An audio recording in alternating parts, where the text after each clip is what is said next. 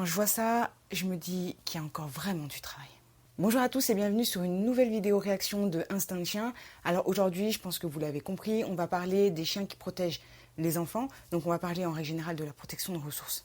Alors, la magie d'Internet fait qu'on voit énormément tourner sur YouTube ou Facebook notamment des vidéos qui sont censées être toutes mignonnes, toutes marrantes de chiens qui protègent des enfants. Sauf que derrière ces vidéos qui sont censées du coup être marrantes, il y a une autre réalité qui se cache. Et je trouve que certaines personnes ne se rendent pas du tout compte du danger de la situation. Mais encore pire, et ça on le verra dans la deuxième partie de la vidéo, il y a aussi des personnes qui vont aller jusqu'à provoquer exprès cette protection pour, je suppose, s'en amuser. Donc du coup, c'est parti pour la première vidéo. Allez, on reprend le bébé. Allez. Non, on laisse le bébé. Allez. Il est trop mignon. Non, non, doucement, doucement. Doucement, doucement, tu vas l'écraser, Janko. Ah, celui-là, couché, couché.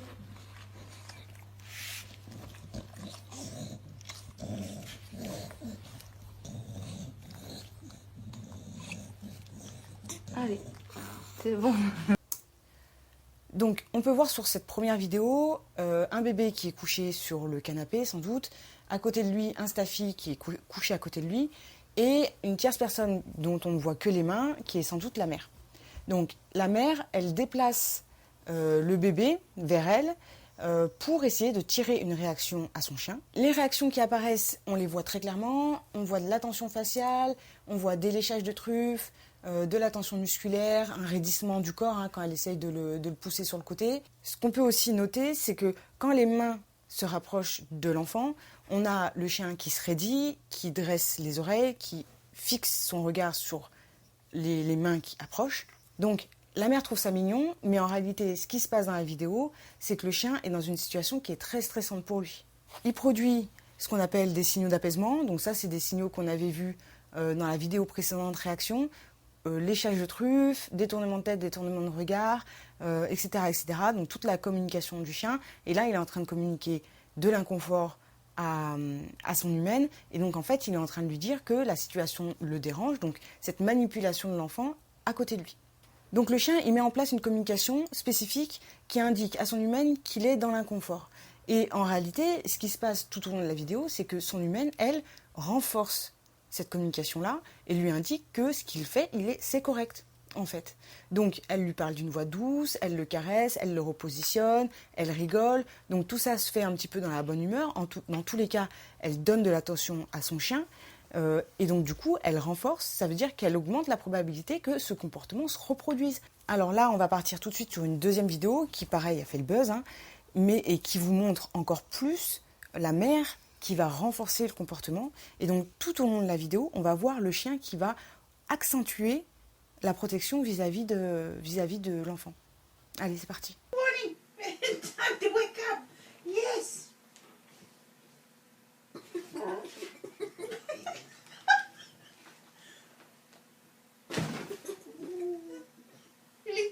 You don't want to do it. You're good, you're good. But you know what? He has to wake up. It's school morning.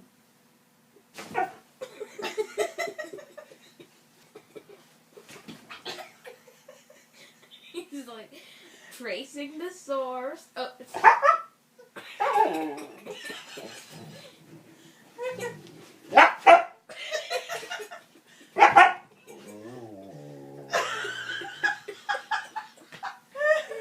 I'm the You gotta wake up.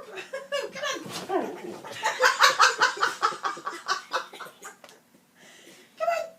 Wake up. Donc, avec cette nouvelle vidéo, ce qu'on peut voir, c'est un husky qui est couché sur le lit avec son petit humain, un préado, et c'est sans doute le matin, la mère veut lever le chien, c'est une situation qui a l'air d'être complètement habituelle, les deux parties sont complètement habituées à voir le chien réagir de cette manière-là, ils trouvent ça mignon, ça rigole, l'enfant rigole, la mère rigole, et donc ils ne voient pas, eux, quand ils filment cette vidéo, ils ne voient absolument pas où est le problème. À chaque fois que la mère veut retirer la couverture pour sans doute faire lever son enfant, il y a la gueule du chien qui passe très près de sa main pour la faire lâcher. encore une fois, comme pour la vidéo précédente, le chien est renforcé pour produire ce comportement-là. Ça veut dire que la mère va le récompenser en lui parlant d'une voix douce, en le caressant carrément. Et donc, du coup, le chien, lui, ne voit pas du tout où est le problème. Pour lui, il n'y a pas de problème de produire cette réaction-là. Et c'est d'ailleurs ce qui fait que son comportement s'accentue tout au long de la vidéo. Au début, il fait mine de saisir. Ensuite, il saisit des couvertures, carrément, sans même regarder où est la main. Hein. Ça veut dire que si ça avait été la main, il aurait saisi la main, sans doute. Et il va ensuite monter en excitation. Il va produire de plus en plus de vocalises, voire de légers grognements. En fait, je voulais vous montrer ces 2 premières vidéos parce que ces 2 premières vidéos, quand elles étaient sorties sur Facebook, il y avait eu pas mal de commentaires. Les gens n'étaient pas d'accord sous les commentaires. Ils disaient « Oui, mais c'est mignon. Oui, mais vous voyez mal partout. Oui, mais l'enfant et le husky s'amusent bien, etc. etc. » Sauf que, en réalité, ces 2 chiens sont dans un schéma de protection de ressources. Et ce qui est important, c'est de bien connaître ce comportement-là pour comprendre ce qui se passe dans la tête du chien. Donc, la protection de ressources, qu'est-ce que c'est ? C'est un comportement que le chien va adopter pour protéger quelque chose ou quelqu'un qui est important pour lui. En règle générale, les chiens vont s'interposer, grogner, aboyer, ils vont tenter de mordre, voire mordre, pour protéger leurs ressources. Avant tout cela, le chien il va mettre en place une communication qui va signaler son inconfort. Ce qu'il faut saisir également, c'est que le chien il peut faire de la protection de ressources sur absolument tout. Tout ce qui peut avoir potentiellement de la valeur pour le chien peut être protégé. Communément, ce qu'on voit assez régulièrement, c'est la protection de la gamelle, par exemple. Mais le chien peut protéger son eau, il peut protéger son lieu de couchage, il peut protéger son canapé, des odeurs, il peut protéger son humain, des enfants, etc., etc. Donc je pense que je reviendrai sur une vidéo focus concernant la protection de ressources parce que c'est un comportement qui nécessite d'être bien posé, bien défini. Et donc sur une vidéo focus, on va essayer de faire le tour de ce comportement et de vous amener des solutions. Maintenant que vous avez en tête les notions de protection de ressources, je vous laisse avec la suite des vidéos. Allez, c'est parti!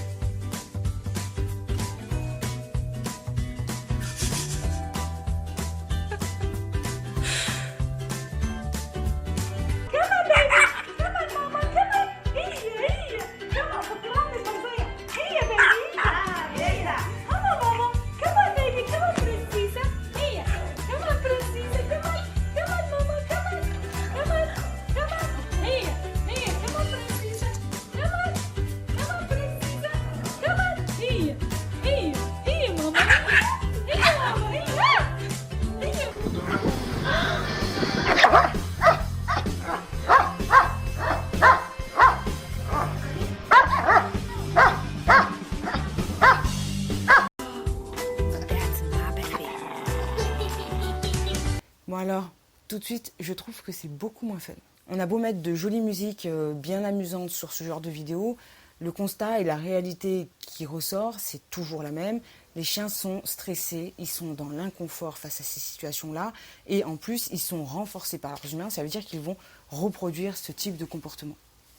On aura beau mettre des jolies musiques sur ce type de vidéo, on aura beau faire passer ça pour de l'humour, etc., etc.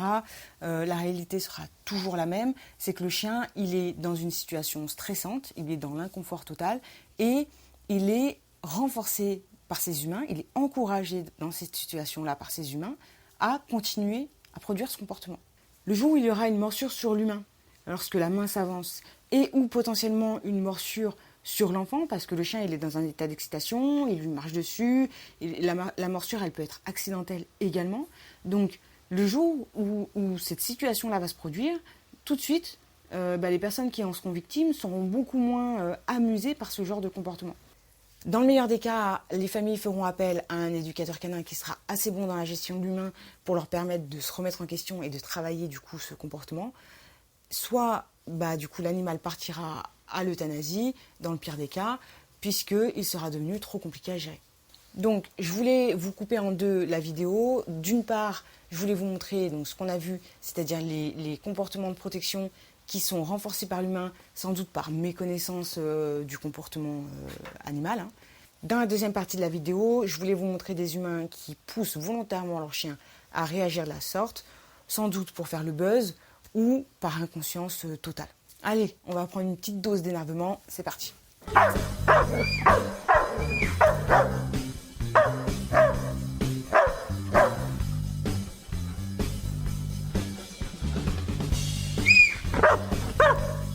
Donc sur la vidéo qui vient de se terminer, ce qu'on peut voir, c'est un berger allemand qui est sur le canapé avec une fillette, qui est sans doute stimulé par quelqu'un de la famille, qui tient la vidéo, qui tient la caméra. Et donc ce berger allemand, il est dans une position d'inconfort, il est en train d'halter, il a la face tirée, les oreilles plaquées en arrière. On voit qu'il est partagé parce qu'il a pas des mouvements d'agression, il n'est pas ramassé sur l'avant, il est pas... Donc la personne qu'il a en face de lui, il la connaît.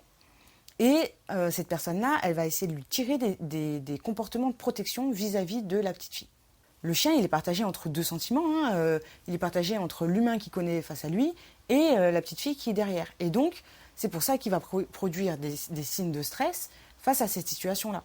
Donc, le danger de cette situation, c'est que si, imaginons, c'est le père qui tient la caméra et qui demande à son chien de produire des comportements de protection vis-à-vis de lui, le jour où il va vouloir, dans une situation qui est un peu excitante, je ne sais pas, sa fille est tombée, il va vouloir la ramasser, potentiellement, son chien va protéger. Voilà ce qu'il est en train de lui apprendre. Allez, vidéo suivante.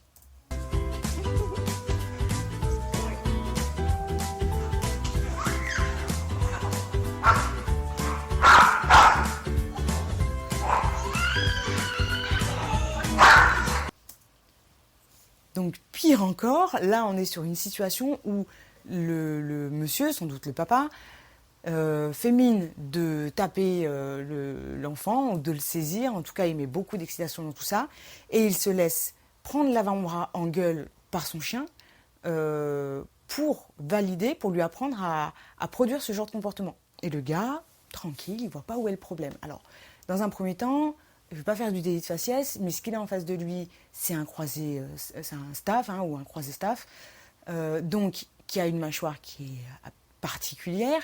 Si son chien vient le mordre, il va faire beaucoup de dégâts.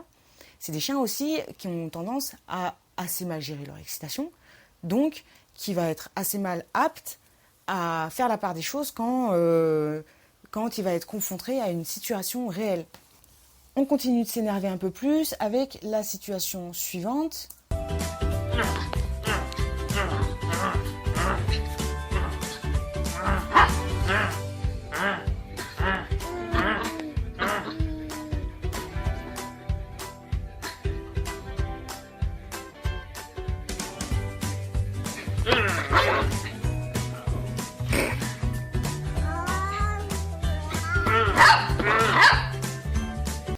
Donc, on est sur un lit, hein, donc il y a le bébé, il y a le petit chien à côté.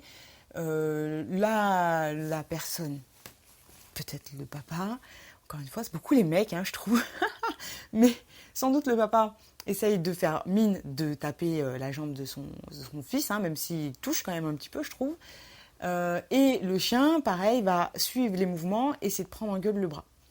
Donc, premier point, déjà, l'enfant ne comprend pas du tout la situation. On regarde la tête du gamin, il regarde son père, il est un petit peu partagé dans ce qui est en train de se passer.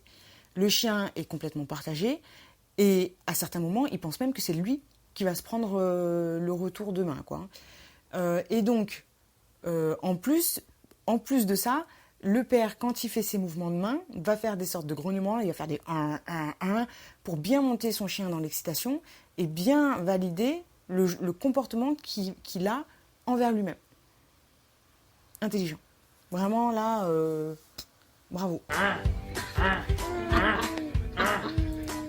Le chien a même des saisies longues, hein. C'est-à-dire qu'il lui saisit la main à un moment, donc il est habitué à ce comportement-là, et quand il lâche, il sait qu'il va s'en prendre une, hein, parce qu'il a ce mouvement de recul où il est vraiment très très méfiant envers la main qui bouge, hein.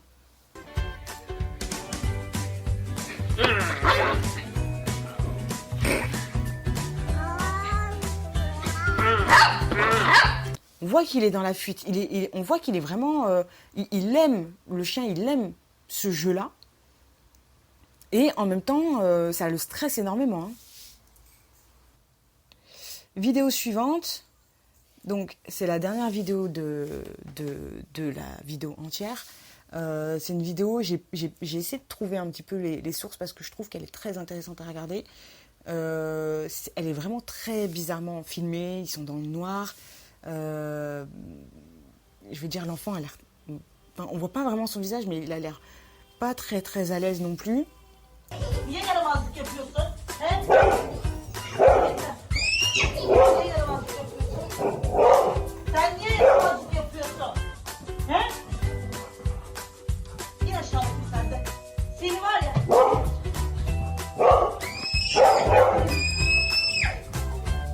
Seni döverim cansın. Sus. Et en fait, la mère aussi n'est pas à l'aise.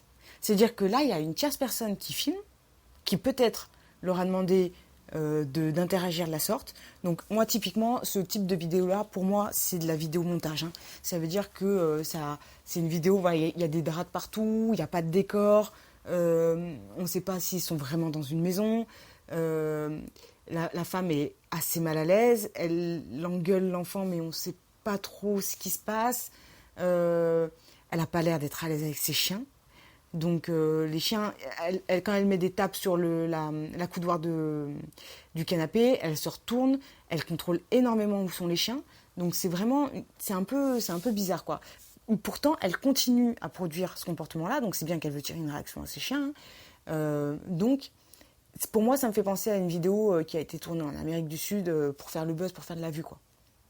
Donc quand on observe le comportement des chiens, il y en a un qui split, hein, donc qui se met au milieu, il s'assoit devant la femme et puis il la regarde et voilà, il essaye de l'empêcher de continuer à taper sur le canapé, parce que mine de rien c'est ce qu'elle fait, quoi, elle tape sur le canapé. Et il y en a un autre qui ça monte en excitation et donc du coup il va aller vocaliser, il va aller aboyer sur la femme, voire sauter sur le canapé, enfin en tout cas mettre de l'excitation, parce que ce comportement-là le perturbe énormément. Je pense que sur la protection de ressources, le gros problème qu'on rencontre, hein, c'est qu'en fait les gens ne se rendent pas compte que c'est un comportement qui peut être très grave. Il y a énormément de chiens qui sont replacés, qui sont euthanasiés, qui sont mis en refuge parce qu'ils ont mordu à cause de la protection de ressources. Donc ce qui est important de vraiment comprendre quand on regarde ce genre de vidéos, c'est surtout de ne pas les partager. Plus vous allez les partager, plus vous allez leur donner de la visibilité et plus les gens vont se mettre exprès dans ce genre de situation-là pour que leur chien produise ce comportement. Donc quand vous avez un chien qui a des problèmes de protection de ressources, n'hésitez pas à vous rapprocher d'un éducateur canin ou d'un comportementaliste, ou les deux, qui va analyser d'où vient ce comportement-là et qui va vous demander de le travailler, qui va vous mettre en place des exercices que vous allez devoir faire pour que votre chien n'ait plus cette envie de protéger une ressource rare ou qui a de la valeur pour lui. Ce qui est important, c'est voilà, de ne pas partager ce genre de vidéos parce que plus vous allez les partager, plus vous allez leur donner de la visibilité. Et les personnes qui vont créer des vidéos de ce style-là, comme la dernière qu'on a vue, pour générer du buzz, pour générer du clic, elles vont être récompensées et elles vont continuer à mettre ces chiens dans ce genre de situation. Bon, en tout cas, c'est la fin de la vidéo réaction. J'espère qu'elle vous aura plu. Je vais essayer de trouver de quoi faire une vidéo réaction qui soit un petit peu plus fun. Parce que bon, entre le gars qui a la batte de baseball, les vandalistes qui se font bouffer le visage et les chiens qui font de la protection de ressources sur les enfants, hein, c'est pas très joyeux tout ça. Donc n'hésitez pas à m'envoyer des vidéos si vous avez envie que je réagisse sur des vidéos qui vous paraissent importantes, que vous n'avez pas forcément compris le comportement du chien qui est dans la vidéo, etc. N'hésitez pas à me les envoyer, je suis preneuse et ça me permettra d'avoir de nouveaux sujets sur lesquels je peux travailler. C'est la fin de la vidéo, j'espère que du coup elle vous aura plu, j'espère que vous ne rencontrez pas de problème de protection de ressources avec le chien. Si c'est le cas, n'hésitez pas à me laisser un commentaire dans la section commentaires, qu'on puisse en discuter. Et puis, moi, je vous dis à la semaine prochaine pour une nouvelle vidéo. Allez, caresse à vos poilus.